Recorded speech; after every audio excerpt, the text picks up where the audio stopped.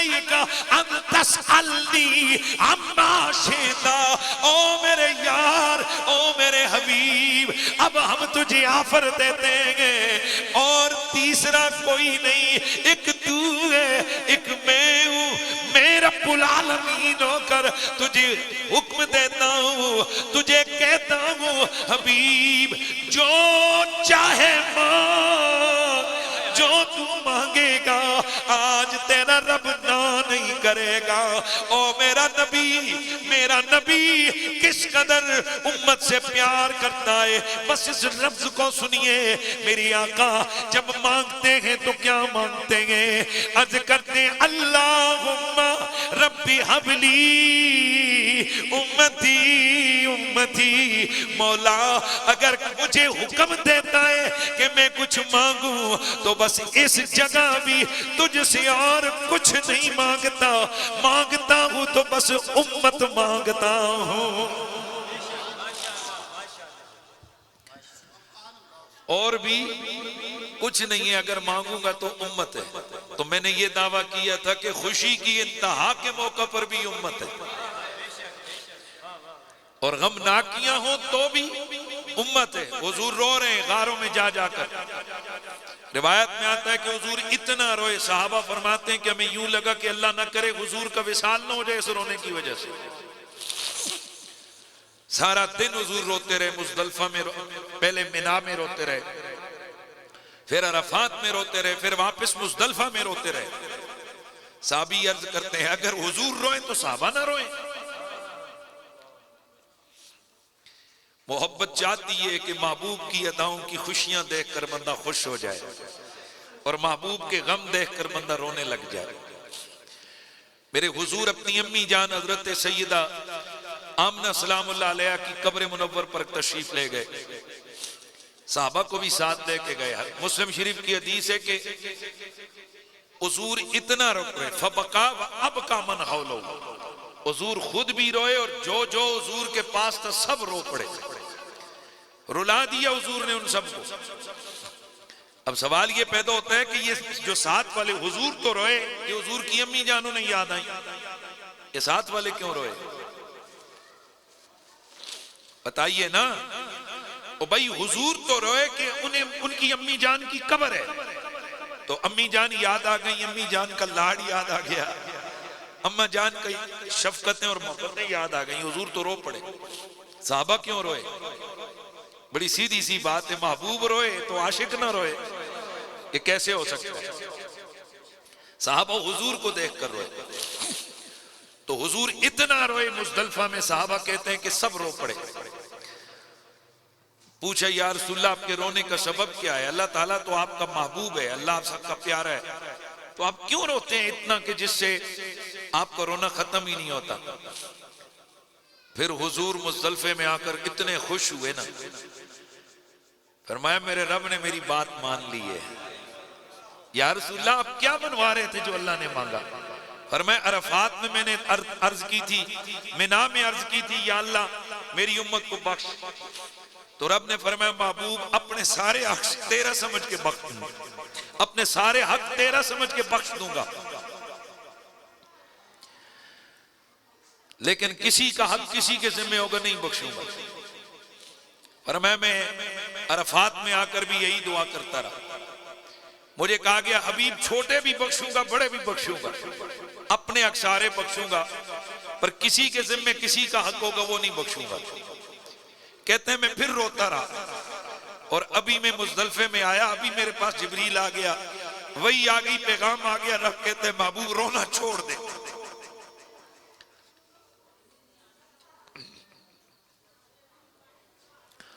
रोना छोड़ दे,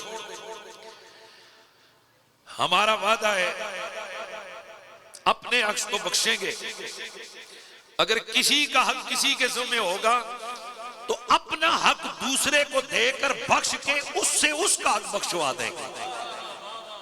नहीं समझे आप? अगर किसी बंदे कामिल मोमिन का हक किसी के जिम्मे, तो अल्लाह उस दूसरे बंदे को कहेगा तू इसे बख्श, मैं तुझे बख्शूंगा। हुजूर फरमाते हैं अब मैं खुश हो गया कि मेरा उम्मती होगा वो बख्शा जाएगा। तो गम हो या खुशी हो, अल्लाह के नबी ने हमेशा उम्मत को याद रखा है। तो खुशबख्त है ना वो उम्मती जो गम में भी हुजूर को न भूलें, खुशी में भी हुजूर को न भूलें। हमारा मामूल तो ये है कि हम गम के मौके पर चालीसवां जनाजा है, जाहिर गम के मौके पर अल्लाह नबी याद रहता है। उस वक्त शैतान और उसके सारी चमचागिरियां वो तो सब भूल जाती हैं। उस वक्त ये अल्लाह याद रहता है या उसका हबीब याद रहता है। जिंदगी सारी हम कातलों, जालिमों, जाबरों, बदमाशों के पीछे फिरते हैं, पर जब अब्बा जी फौत होते हैं उस वक्त हम किसी जालिम, जाबर, कातिल को नहीं जाकर कहते मेरे अब्बे हस्ते दुआ करे, क्योंकि पता होता है कि ये हरकतें मेरे साथ मिलके करता है, इसकी हरकतें क्या हैं। उस वक्त हम किससे कहते हैं? उसी से कहते हैं जिसके बारे में हमारा यकीन होता है ये दीन के करीब है, ये आलिम है, ये पीर साहिब हैं, ये सैयद साहब हैं, ये नमाज पढ़ने वाले नमाजी हैं, ये हाजी साहब हैं। हम उनसे कहते हैं मेरे अब्बा जी के लिए दुआ करें। इसका मतलब ये है कि गम जब होता है ना तो खामखा हमें हम अल्लाह और उसका नबी याद ही आते हैं। मैंने आज तक किसी जनाजे में नहीं देखा कि जनाजा चल रहा हो तो वहां लता मंगेशकर क्या वो ना उसका गाना चल रहा हो, मुझे एक दो ही नाम है, अताउल्ले के माये चल रहे हो, ऐसा मैंने नहीं देखा। या उस वक्त बीनें चल रही हो, बीन बज रही हो या ढोल बज रहे हो। उस वक्त अगर कोई सुन्नी का जनाजा होगा तो सल्ले अला नबी है ना हैं जी। जिंदगी में अगर कहीं सल्ले अला नबी ना पढ़ता रहोगा तो उस वक्त भी फिर सल्ले अला नबी ना। और खुदा की कसम उठा कर कहता हूं यहाँ दाढ़ी और पगड़ी की बात भी नहीं है, यहाँ लंबे चौड़े मदरसों और मस्जिदों की बात भी नहीं है। जिंदगी में जो शख्स रसूलुल्लाह के जिक्र से मोहब्बत करता है, हमने देखा बिला शक कोई शुबा वो दुनियादार ही क्यों ना हो, हुजूर के मीलाद से मोहब्बत करता रहता है, उसके जनाजे पे भी दुरूद व सलाम ही हो रहा होता है, उसके जनाजे पे भी ये कैफियत मिलाद हो रही होती है, उलमा तकरीरें कर रहे होते हैं, कोई नात खान नात पढ़ रहा होता है, उसके तीसरे पे उसके 40वें पे भी जिक्र हुजूर ही हो रहा होता है। तो गम के मौके पर तो हमारा होता ही होता है, लेकिन उमूमन ऐसा होता है कि खुशी के मौके पर हम लोग अपने अल्लाह और उसके नबी को भूल जाते हैं। हम उस वक्त शैतान को राजी करने के लिए कोशा हो जाते हैं, हर वो काम करते हैं जो अल्लाह और उसके नबी को नापसंद हो, हर वो काम करते हैं कि जिस काम से शैतान राजी होता हो। और हमें ये नहीं है कि इल्म नहीं, हमें पता होता है जो काम मैं कर रहा हूं ये गलत है। एक महूम और एक वेमी सा सहारा हमें मिलता है, हम कहते हैं ओ जी खैर है, खुशी दे मौके ते सब चलता है। हालांकि हम मुसलमान हैं, हमें पता है कि हम खुशी में भी खुदा के बंदे और गम में भी खुदा के बंदे। ये कैसे हो सकता है कि खुशी के मौके पर शराब हलाल हो जाए और गम के मौके पर शराब हराम हो जाए? शराब हराम है हर मौके पर, बदनिगाही हराम है हर मौके पर, किसी बेपर्दा गैर महरम का नाच गाना हराम है हर मौके पर, मर्द औरत का इख्तिलात हराम है हर मौके पर। लेकिन हमारे मुआशरे का ये ऐसा रिवाज का जुज़्वे ला यनफक बन गया है कि हमारे हर शादी पे हो ना हो, हम ज्यादा से ज्यादा हमारे यहाँ होता है कि शरीयत की हदों को तोड़ा जाता है।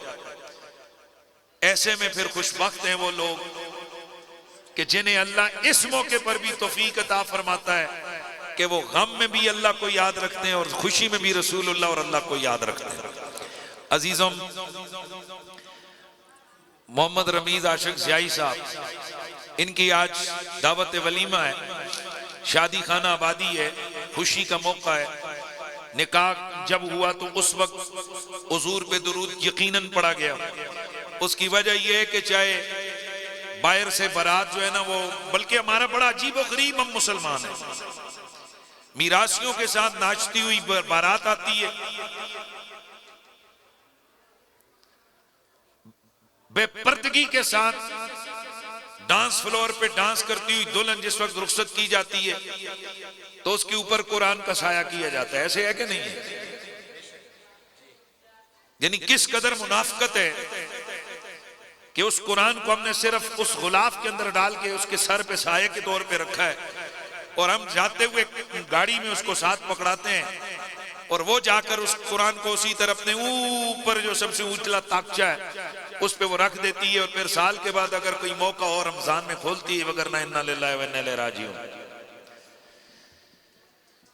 यानी शादी के मौके पर हम हरकतें क्या करते हैं और जाते हुए हवाले किसके करते हैं? कुरान के। बहरहाल चलो, मैं फिर भी इसकी मजम्मत नहीं करता। मैं फिर भी कई दफा लोगों को कहता हूं, चलो यार, इतना कुछ करने के बाद फिर भी इस मुसलमान के बच्चे को इतना तो ख्याल आया कि बीवी को कुरान के हवाले कर दो, इस अपनी बेटी को कुरान के हवाले कर दूं। चलो कुछ ना कुछ तो फिर भी कुरान ही याद आया। अल्लाह ना करे वो दिन आए कि जिस वक्त हमारी मजलिसों में इस वक्त जिस तरह हमारे सोशल मीडिया के जरिए से हिंदुओं की शादियां देखकर हमारे यहाँ हर वो काम हो रहा होता है जो इंडिया की फिल्मों में शादी मौके के मौके पर, शादी ब्याह के मौके पर हो रहा होता है बारातों में, और मुसलमानों को यह भी नहीं पता कि हमारा मजहबी इक़दार क्या है। तो अल्हम्दुलिल्लाह हम पुठवार के जो इलाके के लोग हैं, हमारे यहाँ बेशक जब जितने मर्जी कोई एडवांस हो जाए उसे मुड़ के अपना कल्चर फिर लेके आता है कि नहीं, हमारी बेस इस्लाम है, हमारी असल इस्लाम है, हमारी असल ईमान की दीन है, हमारा रब और रसूल से रिश्ता हर वक्त है, चाहे खुशी में हो या गम में हो। तो माशाल्लाह हुजूर सैयद आलम के जिक्र की महफिल सजी है, ये महफिल मिलाद के मौजू पर। हज़रात गिरामी, कौन हमारे आका? मेरा दिल करता है कि मैं जिक्र हुजूर का भी करूं और साथ थोड़ा सा एक ऐसी शादी का जिक्र करूं कि जो शादी कायनात में हुजूर की उम्मत में सबसे मसऊद शादी करार पाई है। और हम तो आले मोहब्बत हैं और हमारी तो इज्जतें, हमारी जौलानियां ही उन्हीं नामों की बरकत से हैं, वगरना हमारी क्या हैसियत है हमें कौन जानता था? हाँ, हमें कौन जानता था तेरी निस्बतों से पहले? हुजूर और हुजूर की आले बैत की निस्बतों से पहले हमें कौन जानता था? और ये भी एक हमारा मिजाज है, मौसम कोई भी हो हम अपनी तकरीरों में नबी और अली का नाम ले ही आते हैं। हम अपने खिताबात और अपनी महफिलों में नबी और औलाद नबी का जिक्र ले ही आते हैं। हज़रात गिरामी, नबी रहमत रसूल मुअज़्ज़म सल्लल्लाहु अलैहि वसल्लम की उम्मत की एक शादी में बयान करता हूँ, और ये शादी वो है, तवज्जो है सबकी, ये शादी वो है कि जिसके 2 फंक्शन हुए हैं। बल्कि मैं इससे पहले की एक शादी बयान करूं, कायनात की पहली शादी। आज लोग कहते हैं ना ये हमारी फितरत है, तो हमारी फितरत की जो शादियां हैं जरा हम उनको देखें कि फितरती शादियां कौन सी होती हैं। पहली शादी है कायनात की, और ये शादी वो है कि जिस शादी के मौका पर कोई गवाह इंसानों में से नहीं है, इस वक्त गवाह भी सारे नूरी हैं, फरिश्ते हैं। और ये शादी है हजरत सैयदना आदम अलैहिस्सलाम और उनकी जोजा हम इंसानों की अम्मी जान हजरत सैयदा हव्वा सलामुल्लाह अलैहा की। शादी कैसी है कि इस शादी का इनेकाद जिब्रील, मिकाईल, इसराफील, इज़राइल की गवाही में हो रहा है, और ईजाब व कबूल के मामलात अल्लाह और उसके नबी के दरमियान हो रहे हैं। अल्लाह ताला कबूल करवा रहा है और पैगंबर कबूल कर रहा है। ऐसी शादी बड़ी अजीब शादी है। लेकिन आपको बताऊं, उस शादी में भी वही कुछ हुआ जो आज हो रहा है। नहीं समझ आई आपको यार?